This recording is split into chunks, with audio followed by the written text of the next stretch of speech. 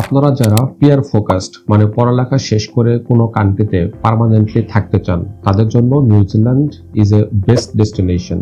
কারণ নিউজিল্যান্ড হচ্ছে একটা peaceful country, safety and secure country. I personally was in New Zealand. I studied at University of Canterbury, Christchurch. I was in Christchurch city. I know their behavior, I know their culture. This is very familiar to us. আপনি peacefully and securely নিউজিল্যান্ডে থাকতে পারবেন। Dear students, today I am here to tell about New Zealand. Presently, New Zealand immigration issuing visa very smoothly and easily, and from Bangladesh, their visa success rate is very high. আপনার IL যদি overall 6 not less than 5.5 থাকে দেন আপনি direct আন্ডারগ্রেডে entry নিতে পারবেন।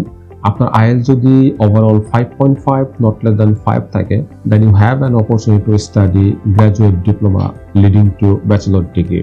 And for the master's program, you need IELTS overall 6.5 not less than 6.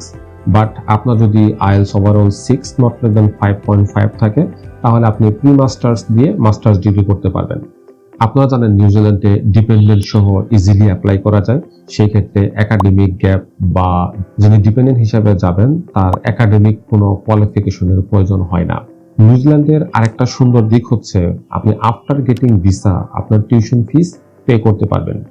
So dear students, we study solutions are very professional and expert to process student file. You know we are a law firm based education consultancy firm, so we are very expert on documentation.